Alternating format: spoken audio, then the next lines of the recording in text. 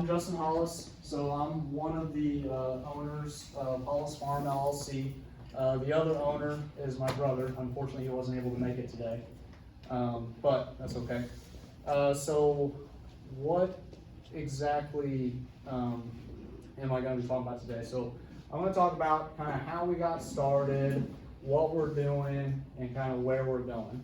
And I want this to kind of be a little bit interactive too. If you guys got questions or comments during the presentation, speak up and ask. So I want this to kind of be a back and forth kind of thing. It's more of a conversation than anything. This is my first time doing a presentation like this. So this is going to be a learning experience for me as well. So I'm hoping you guys can get something out of this, but I'm also hoping that I can get something out of this. So there's going to be things I talk about that you guys might have questions over. I might not know the answers to. I've only been doing this for a couple years, so I'm still in the process of learning a lot about what the worms and all this and the benefits and all that from them are. So there might even be things that you guys know that I don't. So if you got, like I said, questions or comments, just speak up. I'm going to try and get you guys kind of involved a little bit too. So I got these. Someone want to pass these out to everybody? I'll do. So those are just kind of a small brochure, just giving a little bit of information on worm castings and stuff like that. So.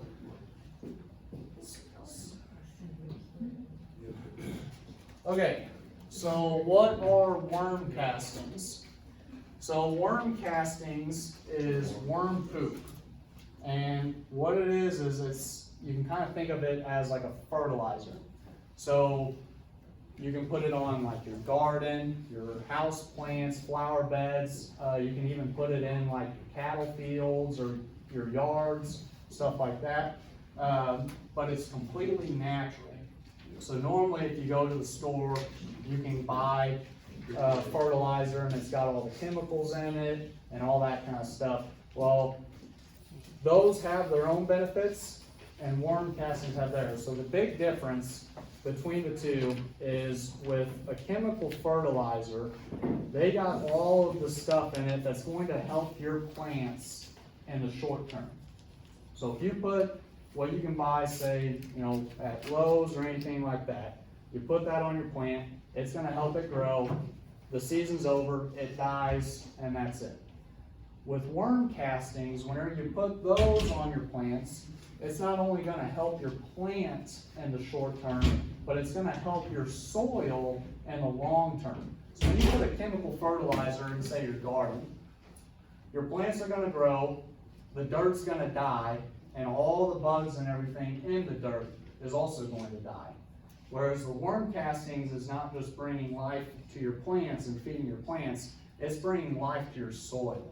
And so then, say the next year, you might not even have to put any kind of fertilizer on it because you're bringing life back to your soil, and that soil's already got the nutrients that your plants need to thrive the next year. So that's what the kind of the big difference is, and that's why worm castings are a lot better than the chemical fertilizers that you can buy in store. So that's what worm castings are. Okay, so I'll talk kind of about how we got started and what we're doing. So 2 years ago, I had the idea I wanted to start my own kind of real small scale farm. And I got inspiration from this documentary I watched because I had no clue what I was doing. And so the very first thing that this farm did was they got a worm bin. So I'm like, okay, well, I guess I'll get a worm bin. So I started out with deep freeze. That didn't work anymore. I put it outside. I filled it with everything they told me to fill it with. The tree limbs, leaves, just pretty much anything natural I could throw in there, I threw in there. I bought 600 worms, and I put those in there. I did this sometime in September, October. So weather was good, temperature was good. I get them in the bin, everything's going great. So then winter starts to hit, and it starts to get a little cold outside. And I realize that my worms can't actually survive in the cold weather. Well, my wife was like, yeah, you're not bringing these things inside. So then I'm like, well, I guess I gotta try to keep them alive. So then I tried adding actual more compost that heats up in there. Well, the problem with that is it would heat up too much and the worms would die from getting too hot at that point. I'm like, okay, well, that's not gonna work. So then I just tried insulation and putting straw bales around the bin and all this kind of stuff. Put in a ton of work for it, and they all died. They froze. I couldn't keep them alive.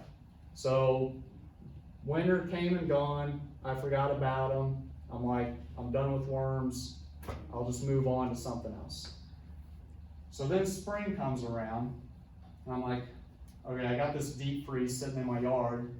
I haven't touched in months. I should probably clean it out and get rid of it. So I started cleaning out the worm bin. I started throwing all the dirt and stuff back into a compost pile. And then I quickly realized there's worms in here. So then I got to doing some more research on it.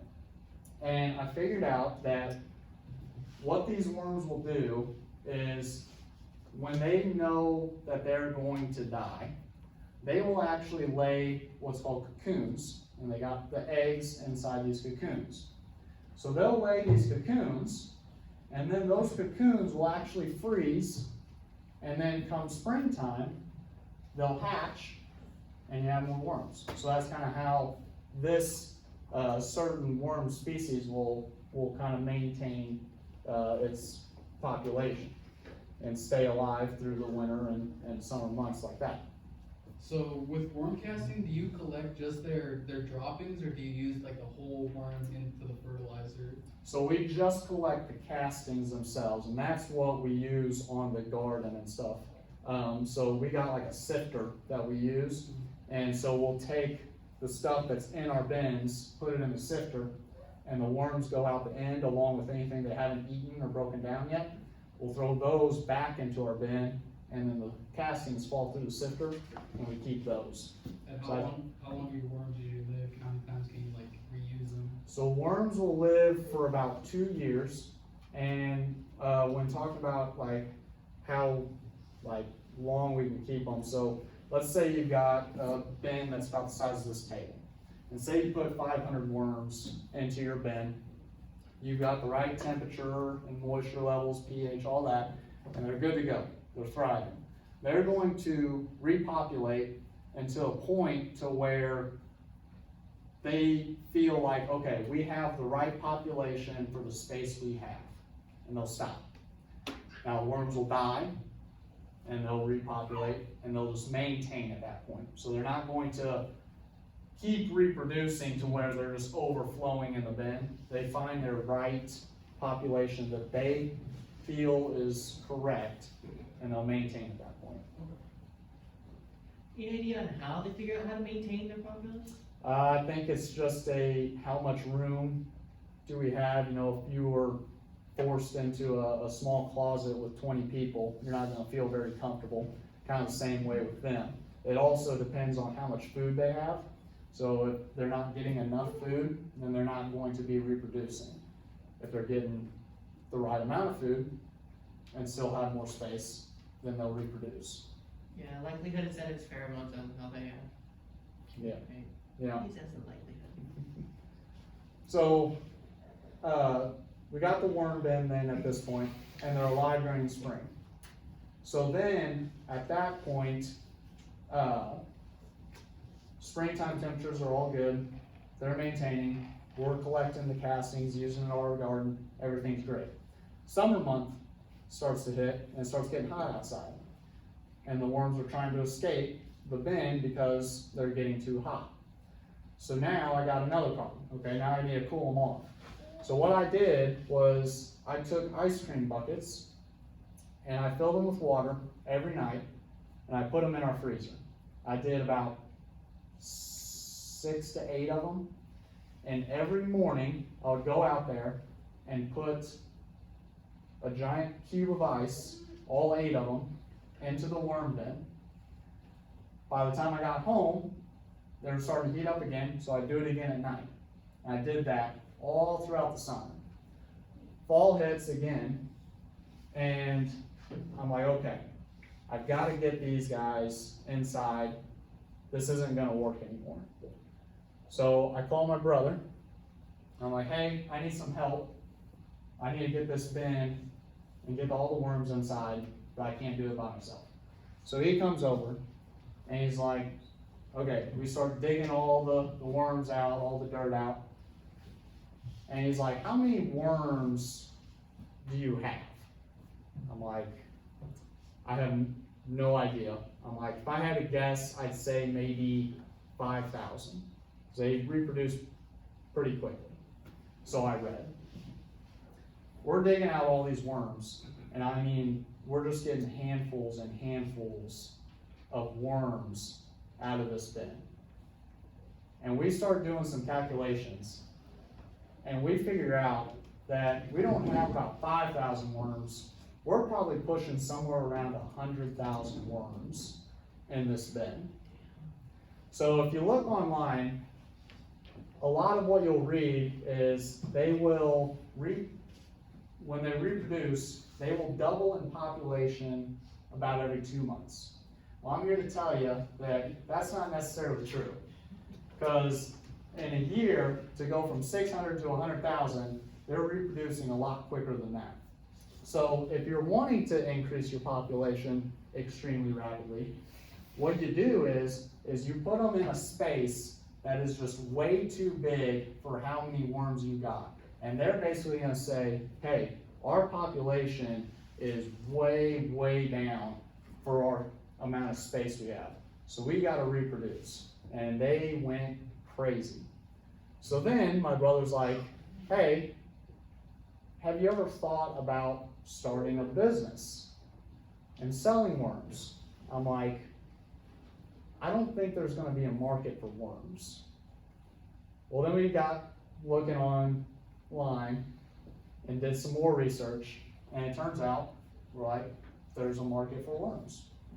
So it's like, well, we have no idea what we're doing, but let's just start something. So we did.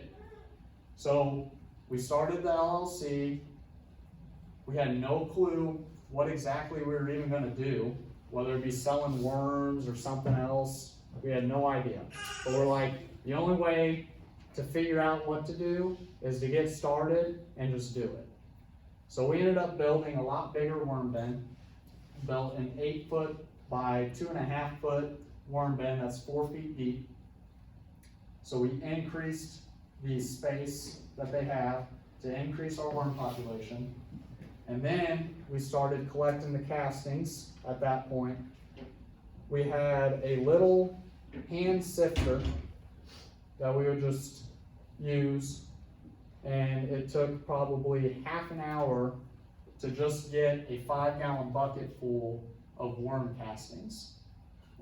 Like half an hour was if I was going quick.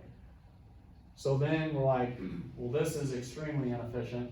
So then we're like, well, we'll build us a new sifter. And we just kind of kept growing and growing and growing.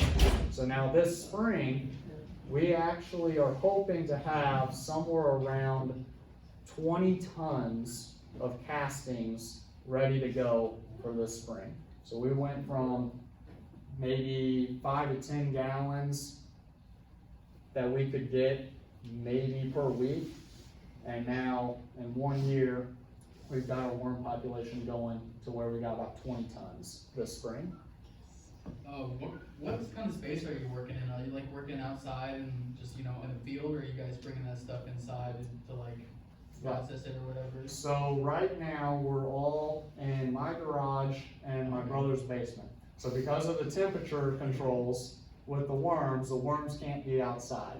So we have to keep all the worms inside, and then the castings, what you're actually getting whenever you use castings is not just worm poop, it's the microorganisms that are in the castings themselves. That's what's helping your plants. That's what's feeding your plants, is those microorganisms. So if you take about a tablespoon of worm castings, there's somewhere around, there's either 1 million or 1 billion at this point. What's the difference? 1 million or 1 billion microorganisms in just a tablespoon of worm castings.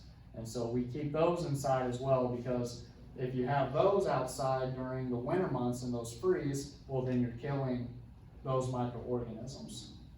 So that's kind of where we're at, where we're going.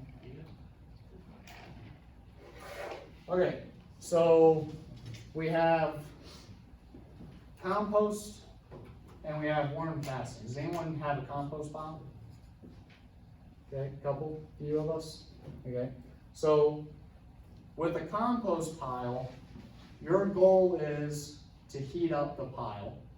So that way, all of the stuff you're throwing in there will break down due to that heat. With worm castings, you're not wanting to heat it up, like I was talking about earlier. You gotta keep your worm temperature, the worm bin temperature, between about 60 and 80 degrees. So instead of the heat doing the work for you, it's the worms doing the work for you.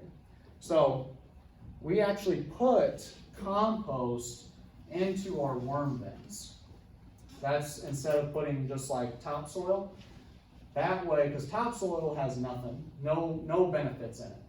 No living anything in topsoil, whereas compost does. So the compost, the worms can then eat on it, and that's also a good bedding for it. You just have to watch to make sure that you don't have too much, so you're not heating up your worm bin.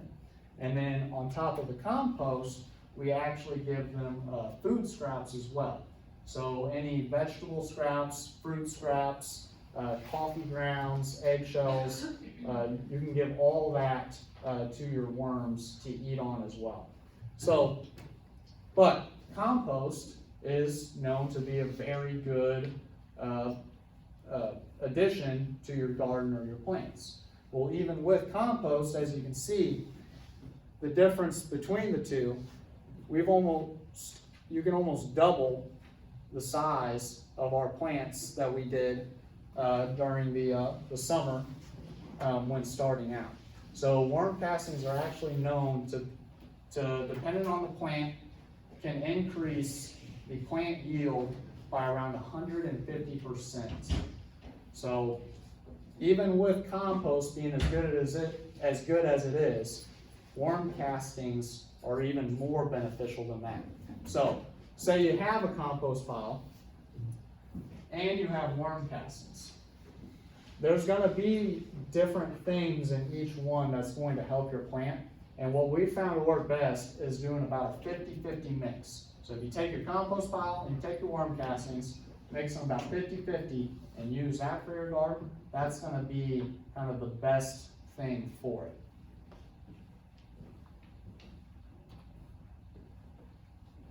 Okay, so other benefits other than just helping your plants. So soil structure. This here is the dirt I pulled out of my garden when I first started. And this is worm castings.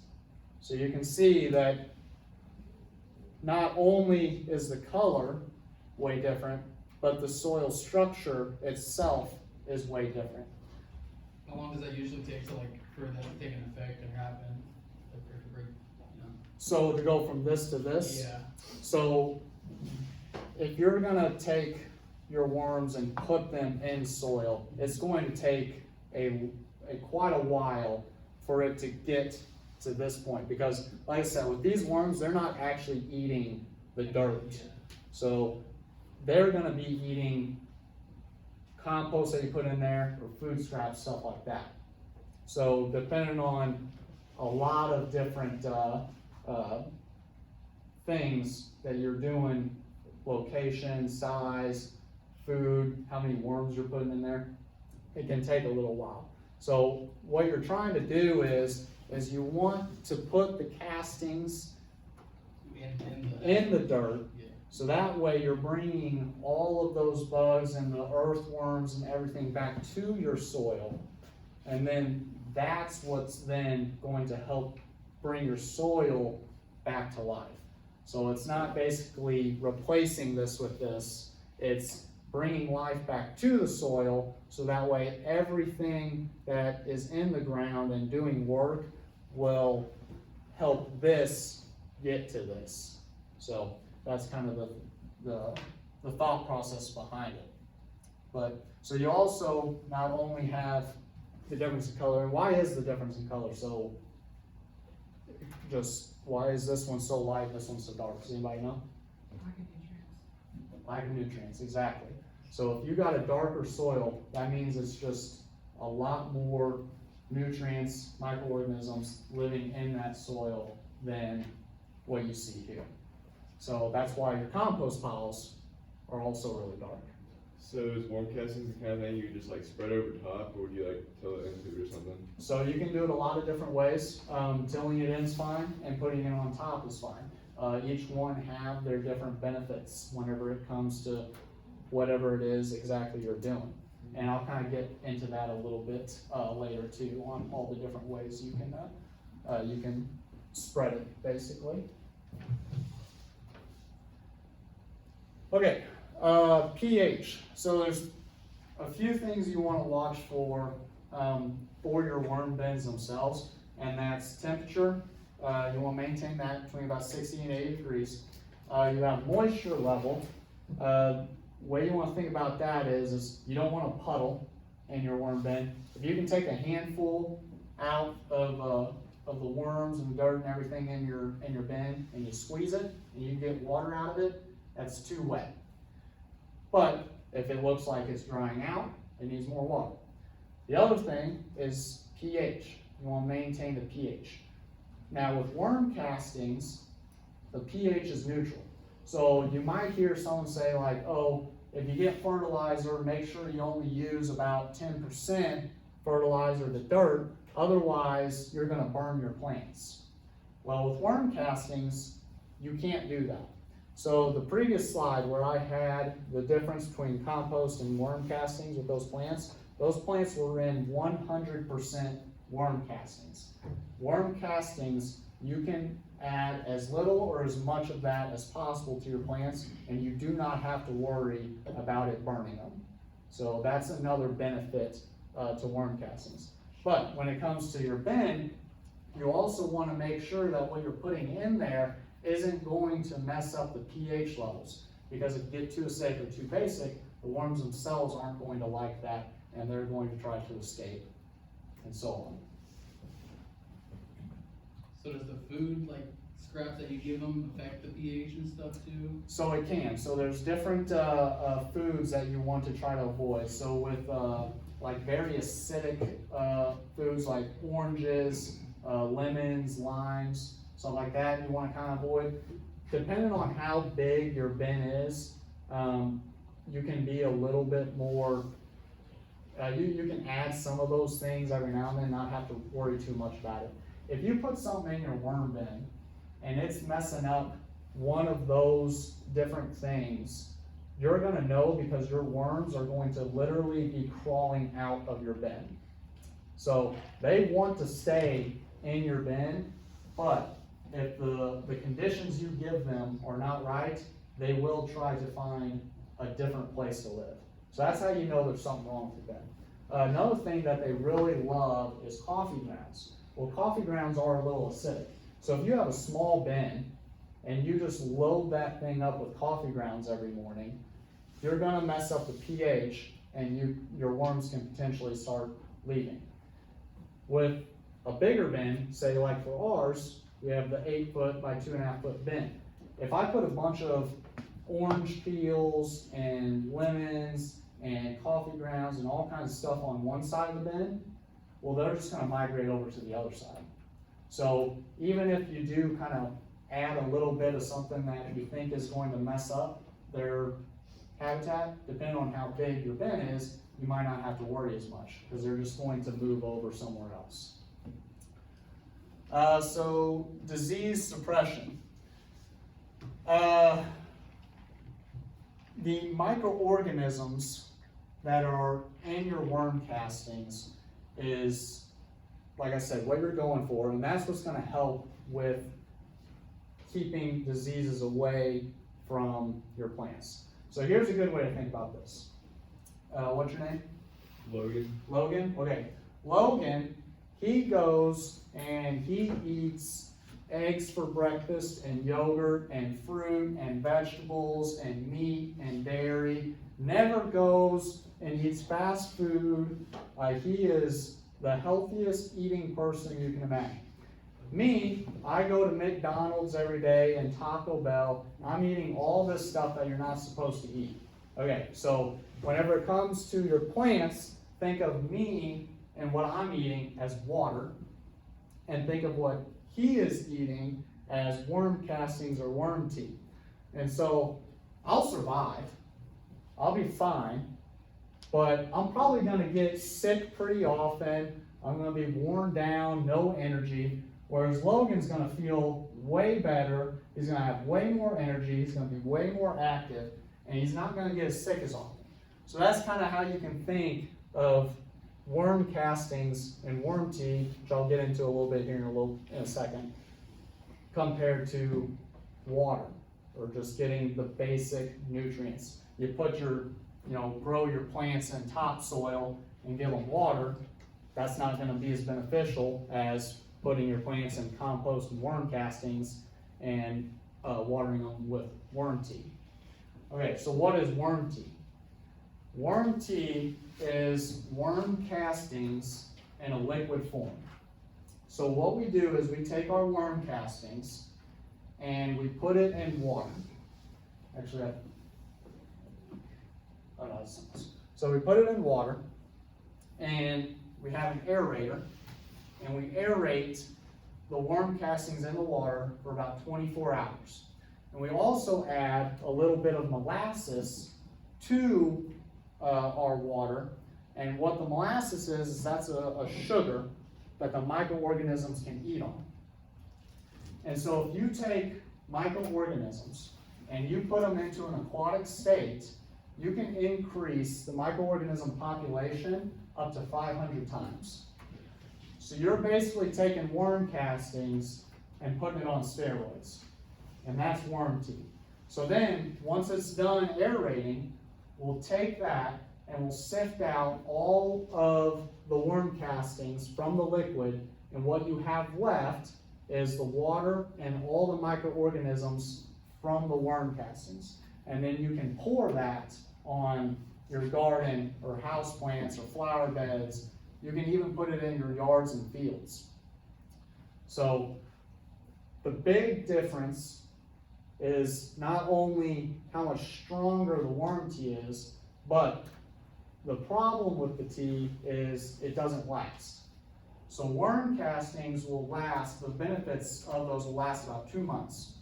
Whereas the worm tea is only going to be a very quick boost to your plant. So it's about 2 weeks roughly is how often, if you're going to continue to feed your plants, that's about how often you would want to give them tea.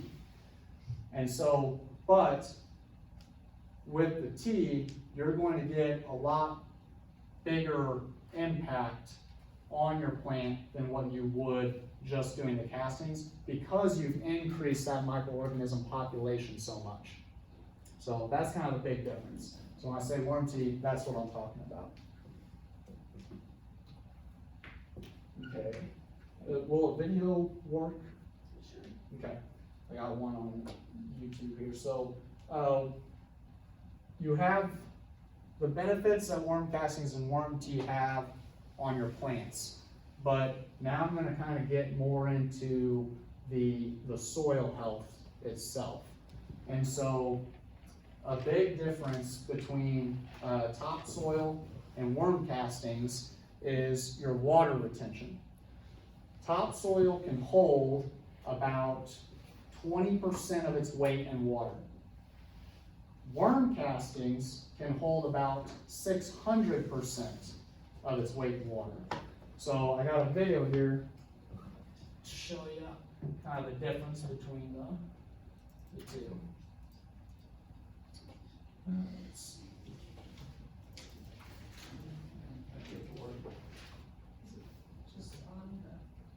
It's a YouTube video.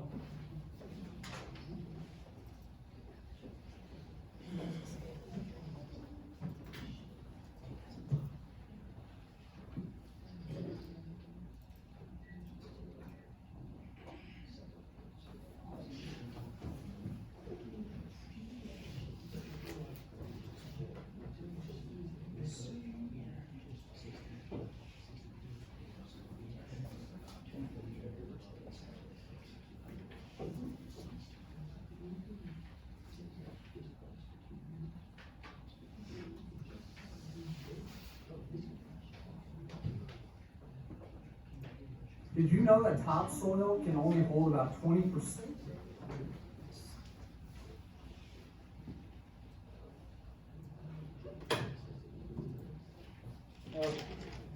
Those are some real quick videos showing you kind of a difference between the two.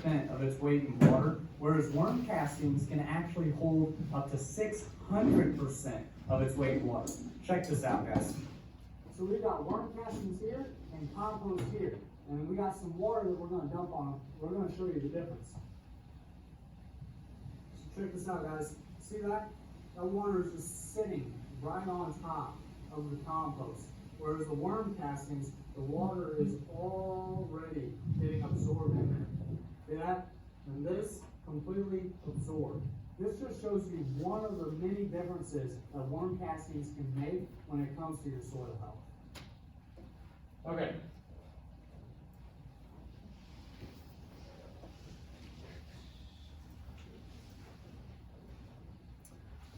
So, whenever we're talking about like runoff, you know, a lot of places have a problem with runoff anymore whenever it rains a whole bunch at one time. Well, worm castings can even help with that. So if we can get to a point where we're starting to spread worm castings on our fields, not only is it going to help the field itself and the soil in there, but it's also going to help our runoff problem that we're starting to have. So, try and get you guys a little bit more involved in here. So, how many square feet is in an acre? 4,356. Yeah, 43,560, yeah. Yep, that's right. Okay, so we all have smartphones. Who's got their smartphone on them? I want someone to look up how much food waste do we throw away in America? And it's going to be a big number. Too much. Like a year? Yeah. 35 million tons to 103 million tons. Think about it, all that food that we're throwing away could go to people who don't have the food. No? Okay, 35 million I'm tons. salty about it. All right, so let me make sure I do this right. So 35 million tons of food waste. So you take that food waste, and instead of throwing it in landfills, let's say everyone had their own worm bin. And we threw all that food waste into a worm bin instead. So what goes in must come out. So that means you're going to get about 35 million tons of worm castings per year. Okay? That's just from the food waste that we're throwing away. Okay, so now we take 35 million tons of worm castings. So per acre, if you're wanting to take an acre of land and reset the soil, what you do is you take 400 pounds of worm castings and you spread that throughout that acre. And that's going to kind of give your land and soil a hard reset. After that, you'll kind of want to add a little bit more after, if you say you add in the 400 in the spring, add maybe 100 pounds per acre in the fall. And then if you keep the right, if you keep doing the correct farming and agricultural practices, you might not have to add any more after that. So if you do like, have you guys been learning anything about like cover crops or, you know, okay. So if you do the worm castings, you reset it, and then you start doing the correct practices with cover crops or rotating your, farm animals correctly and stuff like that, that's going to then maintain your land. Okay, so 35 million tons of castings and 400 pounds, which is, let's see, so there's 180 down, or 2,000 pounds in a ton, right? So 35, let's see here. Take 35 million tons of castings, how many acres then can we cover with that? That's what I'm trying to, someone got the calculator So out? 35. 35 million. 175 million acres. 175 million acres. Okay, how many acres of land is in America? Someone look that one up. Hold on.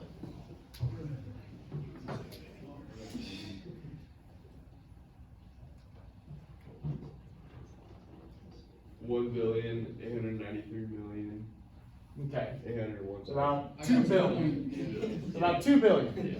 Okay, and so in 1 year, we could do 175 million. So what's that, about 5%-ish roughly, just in 1 year? And that's just on the food scraps alone that we throw away in landfills. So that's another benefit that worms and worm castings can bring. So earlier you said that it would actually, like, you'd have to do this every 2 years until your microorganism would like start to die off. So then the 2 years is how long the worms live. Okay. So with the worm castings and the benefits that the worm castings bring, that lasts about 2 months. Okay. So but what the goal of, if say we were going to do that, we were going to reset all the farmland in America. You're not trying to then use the worm castings to help like your tomato plants and stuff like that. You're trying to reset the soil, so then with the correct farming practices after that, you wouldn't have to add anymore.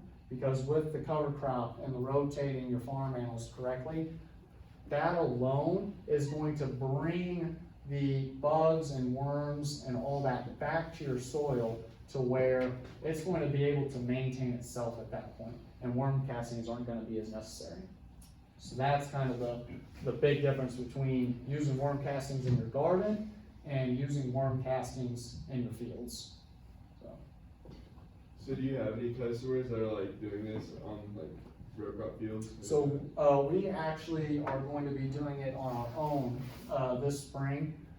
We've got a cattle farm down in Vienna, and we've got, like I said, we're hoping for about 20 tons, and about 12 of those we plan on using on our cattle fields, and we're gonna start keeping track of that to see, that way we can show people, hey, we did this, here's how it works. I know it works because we did it, here's the results.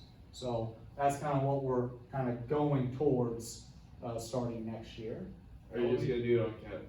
Go ahead. Are you just gonna do it on cattle, or are you gonna try any like row crop too? So we don't have any row crop, so we're just gonna be focusing on the fields first. Hopefully sometime after that, we would love to then continue and see what all it will affect. Okay, How long did it take you to get to that 20 tons? so that's gonna take us, between now and about maybe April next year. So what we have is we have our main worm bin, Yeah. but then what we also have is a 1-ton bags. And what we do with those is we put 10,000 worms in each bag, and we have 9 of those going right now. We're hoping to get a few more going here in the next month or so. So we got 9 of these bags with 10,000 worms in each one of them. We will then add 5 gallons of compost to that bag along with some food scraps every 3 days. And those 10,000 worms will completely eat 99% of what we're throwing in there in that 3-day period. And we'll keep doing that all the way until April. And those 10,000 worms will get us one 10,000 worm bag will actually get us about 2 of them. So once one bag gets full, we'll feed them the worms on top. That'll bring the majority of the worms to the top of the bin. We'll pull them all out and start them again. How do you count, like, those 10,000 worms at a time? Or? So originally, because our worm population, when you're talking about 10,000 worms at a time, believe it or not, I counted them by hand. So, but it makes it a little easier after you've done it a few times. You take a handful of worms, if you got a whole handful, that's about 1,000 worms. So they're a very small worm. So you kind of learn, like, you get a kind of a little pinch of them, that's about 100. So it makes it a little bit easier. And then on top of that, 10,000 isn't you have to do 10,000 worms. If you have a little bit less, it's not gonna matter because they're gonna repopulate super quick. And if you got a little bit more, again, it's not gonna matter.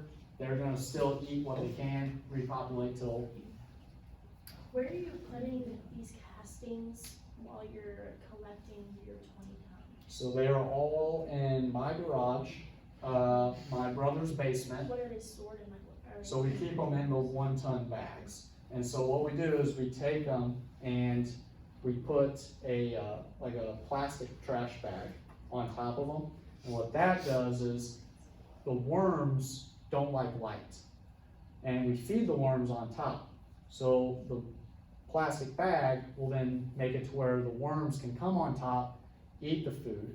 And then on top of that, that also helps keep the moisture level correct. So if you have that off, your top layer of worm casting is gonna dry out really quickly. So we leave that on top to help with moisture, and then we just add water to them as we eat it.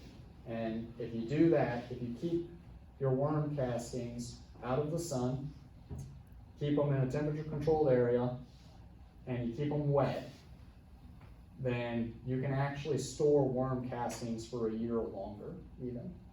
So that's what we do while we're working on others.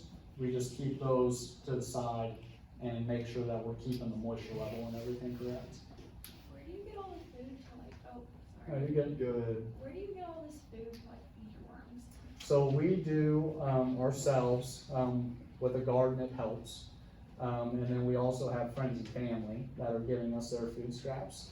And so then during the winter time though, when we don't have a garden, we'll take a lot of the excess food that we're getting during the spring, summer, and fall, and we'll actually freeze that.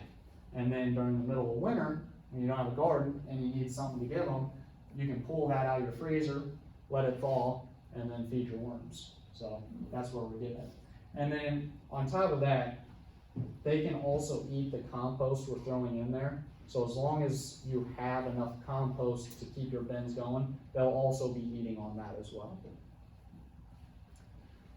So how would you spread worm castings over like a field without like damaging it? You can't really damage it. They make like, I don't know, I can't remember what they're called, but there's like a thing that you can hook to like the back of your four-wheeler or truck or something, and it kind of works as like those, and it kind of just flings the castings. Yeah. So can you do like on a larger scale, like a spreader truck? Yeah, absolutely. So how heavy are you all gonna put this on? Because, I mean, like, the more, like you said, you could put as much on there for your plants as you wanted to. Right. And at that point, they would actually thrive better. So doing the reset of our fields, we're gonna be doing 400 pounds of castings per acre. Okay. So that's how many we're gonna do. How are you gonna be able to feed them like on a larger scale, like once you outgrow like your family friends food? That's a great question. We're hoping to then start going to different like grocery stores or restaurants, and any food scraps that they normally would just throw away, we'll then collect those. So that's what actually a lot of a bigger scale companies do as well. So. Do the castings actually smell, like, you know how like cows, like cow manure smells, I mean, does it smell like that? Nope, so that's another benefit for worm castings. If the worm castings stink, then something is wrong. Worm castings do not have a smell, they smell like dirt. So that's another added benefit and why I can keep them in my garage. I was gonna ask, so they stay in the garage. Yeah. And so does he have like a drive, I mean, like, you can actually take a piece of it, like a bobcat or something, and put those big bags of compost in his basement, or how? No, so we have to, do those one bucket at a time and carry them downstairs to get them down there, What so about taking them out? I mean. that's the same way, Oh yeah. my gosh, you guys need to figure something out there. Yeah. So we're hoping that in the next year or two, we're looking to build a shop specifically for what we're doing to make it a lot easier. So you said that you could till this stuff in multiple different ways to get it in the ground. Yeah. Well, you said the microorganisms, so if you actually tilled it into the ground, would that actually kill the microorganisms inside of the castings? No, so what tilling would kill is all the bugs and the worms that are living in that soil at the time. That's what you're gonna kill whenever you till. So putting on top, you have that added benefit of not disrupting what's already living in your soil and then adding the castings themselves. But the castings, the microorganisms, like I said, there's a million or a billion of these microorganisms in a tablespoon of these castings. So you're not going to disturb them by any means by tilling them. So you said like in these worm castings is also like worm eggs too, so it's like the microorganisms plus you're adding earthworms to it, right? So you're talking about the cocoons? Or isn't the castings like cocoons or not? No, so cocoons are the eggs, the worm eggs. So there's about anywhere from like 2 to 4 worms in each cocoon. And those are just a little bit bigger than the worm castings. So if you get the right screen and mesh whenever sifting those out, you can actually sift out your cocoons and sift out the worm castings separately. So that way, and there's always gonna be some that make it through. You know, whenever we sell someone a bucket of worm castings and say, you know, we sifted the worms out, there's a chance a couple of small worms or a couple of small cocoons made it in there. But adding those to your soil as well is only gonna help. So. Are you all struggling to get rid of any of this, like, in general? I mean, like, you just said that you were like getting ready to put 12 tons on your own property, so you're doing that as an experiment just to prove to everybody else you're selling it to, so. Yep. I was just curious on, Right. you're Yeah, doing 20 tons in 5 months, which puts you at 40 tons in a year, so you're doing quite a bit. I just didn't. Yeah, so, we just started, I said a year ago, and last spring is gonna be our biggest, our biggest season. And last spring, we didn't even really know exactly what we were going to do, whether we were gonna focus on the worms or the castings or even just something else. So we've spent this whole year just trying to kind of spread the word about our business and everything. We did the farmers market. We've been going to 4-H events. I'm talking to you guys today. I'm talking at the Missouri Farmers Union this Saturday in a couple days. So we're kind of getting the word out, and we do have several people in line to get some from us this spring. But even if, say, we don't sell the 20 or 40 tons that we're getting, we have ourselves plenty of different things that we can use the worm castings on, and we can start doing what I started the whole thing for anyway, was for myself. So worm castings spoil? Kind of. They can die if you don't keep them in the right conditions. When you talk about spoil, the worm tea is kind of more what you're going to spoil. So worm tea will only last about 48 to 72 hours because you have these microorganisms in a liquid that have nothing for them to eat on in there. So, and then on top of that, if we bottle it up, they then have no oxygen as well. So if you leave them without oxygen and without food, they're going to die. So that's why the tea will spoil. You have to use it so quickly. So with your natural fertilizers, you usually put that into the ground and then you get a small or a short amount of growth over like a long period of time. Mhm. With your worm tea, you said you get a far larger amount of growth in a matter of like 2 months, In a matter of like 2 weeks. 2 weeks. Yeah, so we tried some like sunflowers, for instance. We put sunflowers in 2 different pots, both in worm castings. But then one sunflower, we poured a bottle of tea on. That sunflower was twice as tall as the other one. So that's the kind of boost that the tea will give to your plants. Now, it's gonna be different for every plant. Yeah. I can't say like, no matter what you pour it on, it's gonna double in size. But because the microorganism population has increased so much with the tea, that's why you're getting that extremely strong boost right away. Whereas the worm castings, it's more of a slow burn kind of thing. You got that longer time span of where you're getting the benefits over that 2-month period. So would it actually be better to put natural fertilizers on there rather than worm tea, since you're gonna get that? I'm just wondering, like the fertilizers that you usually put in the ground, it's a longer term, but where yours is a shorter term, like the growth difference. So you're asking, should you use worm castings or worm tea? Is that what you're Well, asking? No, like natural fertilizers like your P and your K and everything else that you're gonna put into your ground that you can go get with your fertilizer buggy, or would you rather put worm tea on there where you're gonna get it faster versus this low? So it all then kind of just depends on what you're going for. You know, so the worm tea and the worm castings, they have certain things that they're good for. Other natural fertilizers have certain things that they're good for. You know, the big thing with the worm castings and worm tea is it's improving the soil. So that, and it's the whole plants thing, like I said earlier, with some of your natural fertilizers, it'll help your plants, but it's not gonna help the soil. You're trying to help with worm castings and worm tea, you're trying to help that soil as well for years to come, so. So wouldn't it make more sense to spread worm cocoons on the soil instead of worm castings? Cause then you're just like turning the soil into worm castings. So there are certain times when putting worms or worm cocoons in your soil is beneficial. So we have a few people who actually buy worms from us at the beginning of spring or in the fall, and they put them in their gardens or their raised beds to kind of help break up some of the clay and just the soil that's in there. And then also they're giving their garden worm casting as well.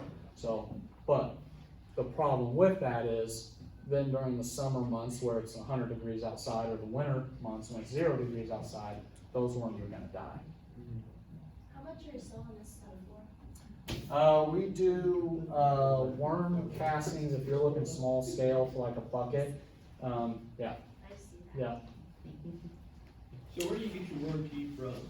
So we make it. Yeah. Yeah, so we take the worm castings, we set the worm castings out, and then we take those and we mix it with water, and we have our own aerator that we put on it. And we do, we can either do like 5 gallons at a time, and then we also have a setup where we can do 55 gallons at a time. So that's all in-house. So when you do that with the worm casting, do you actually lose the worm casting whenever you do that? Yeah, so you're basically taking all those microorganisms out of the worm castings and putting them in that liquid form. So then the worm castings at that point, we just get rid of. Where are you all located out of? Hartsburg, Missouri, down by Ashland between Columbia and Jeff City. Did you go to school in Ashland? Nope, I went to school in Mexico, Missouri That's for right. their nuclear program. Yeah. So do you make the worm tea as people order it since it does have so quick? Yep. So we'll usually, throughout the spring, summer, and fall, we'll usually have some brewing all the time, and whatever we don't sell, we'll use ourselves. So that way, if someone orders it, we can immediately have some that we can get to them. If you wanted to apply the worm tea like larger scale field, do you think you could run it through a sprayer, or what's the application method? So we're working on that as well. Like your normal, like hand sprayer, I think would work. As long as you get the castings and stuff sifted out well enough, it shouldn't be a problem. Okay, other things, so when talking about, applying, insecticides and stuff like that.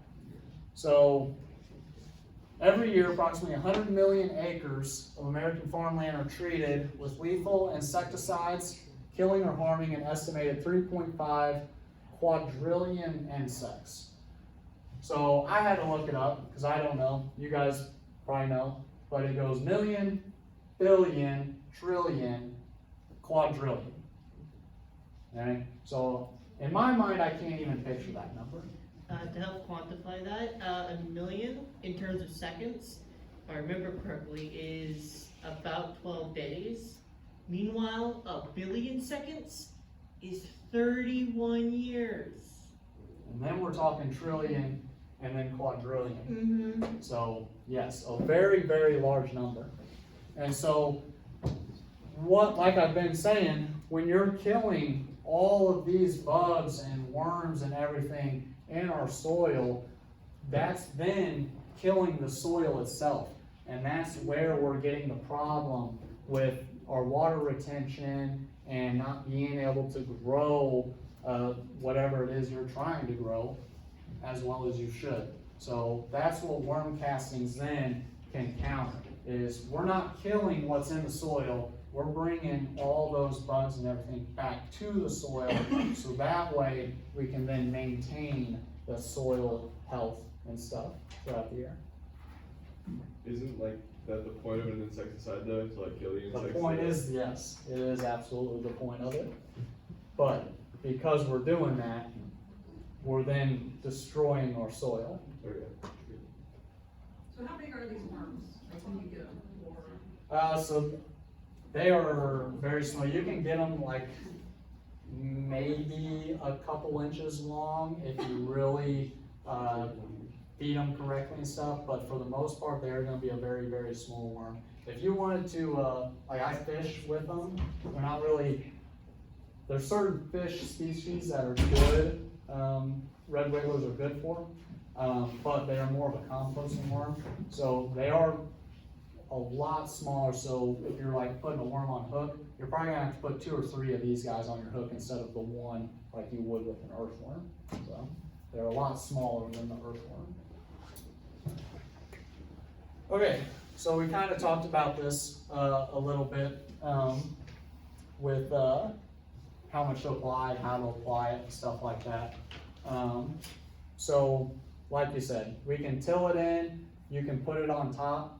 A lot of people, whenever they get the castings in the spring and they're starting their garden, one good thing to do is just take a handful or 2 and you can put it right where you put the seed, and then that's gonna give all those nutrients to your plant right there instead of having to spread it all throughout. So there's all kinds of different ways to do it. It just kind of depends on what you're going for. So, and like I said, you got your garden methods, and then you also have the field methods like we were talking about earlier.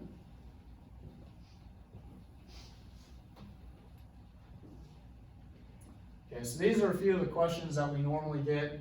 How often do you apply worm castings? About every 2 months. That's the benefit, how long the benefits are gonna last. But that's for more of your garden and house plants, stuff like that. If you're doing fields, it's better to do the 400 pounds per acre.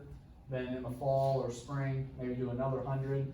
And then with the right practices, you might not have to add any more after that. How much worm castings do I need? Again, kind of depends on the size. So if you got a garden and you're wanting to spread it throughout the entire garden about 1 inch thick, you would need about 1.6 gallons per square foot. That's about how much you're gonna need. And like I said, you don't really even have to do that if you don't want to. You can have just a couple handfuls at the base of each plant, or, you know, till it in, whatever you need to do. Should I use castings or tea?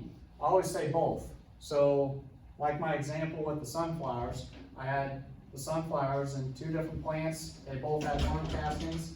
I applied 1 bottle of tea to that plant, and it doubled in size compared to the other one.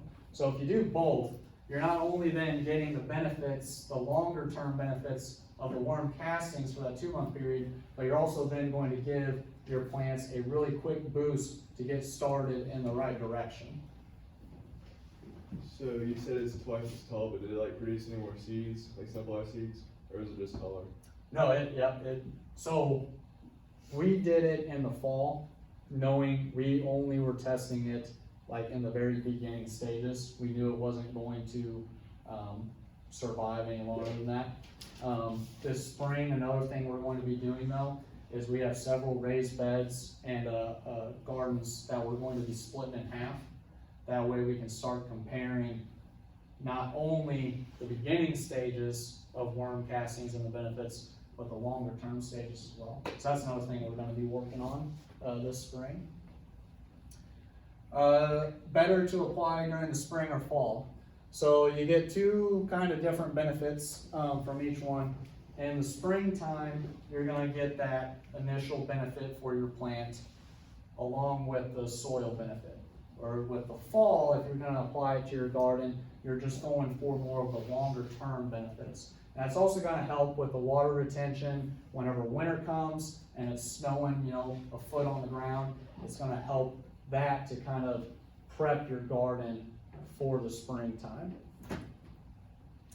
And then, can I store my castings over winter? Yes. Like we were saying earlier, you can store your castings for up to a year or longer in the right conditions.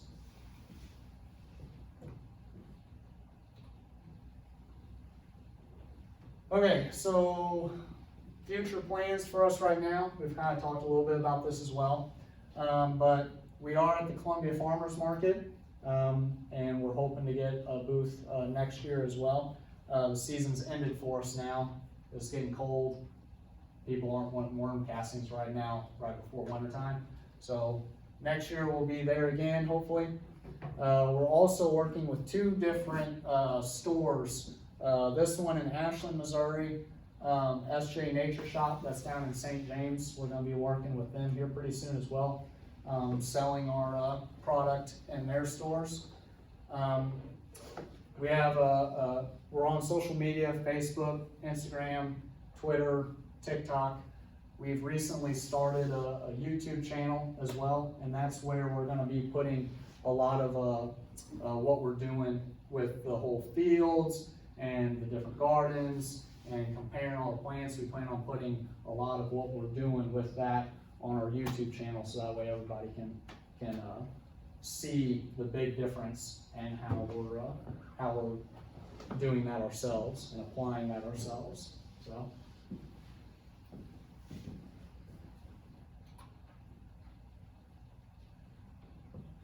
Okay, so conclusion, benefits of using worm castings for soil health are vast. They provide vital nutrients, improve soil structure, help maintain pH balance, suppress disease, and promote water retention, all while reducing environmental impact.